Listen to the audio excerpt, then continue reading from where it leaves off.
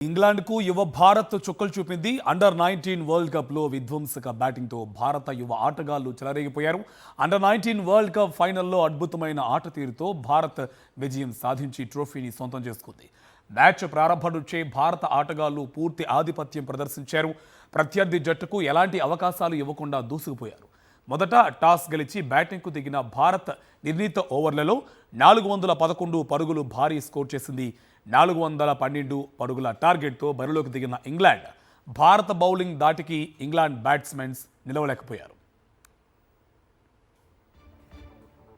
Vaibhav Suryavanshi under nineteen world cup ఫైనల్లో చెలరేగిపోయాడు. 175 పరుగులతో ఇంగ్లాండ్ బౌలర్లకు ముచ్చెమటలు పట్టించాడు.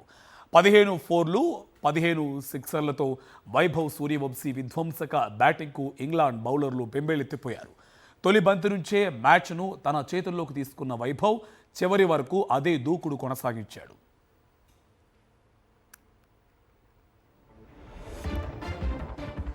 ఇంగ్లాండ్కు యువ భారత్ చుక్కలు చూపింది. అండర్-19 వరల్డ్ కప్లో విధ్వంసక బ్యాటింగ్తో భారత యువ ఆటగాళ్లు చెలరేగిపోయారు.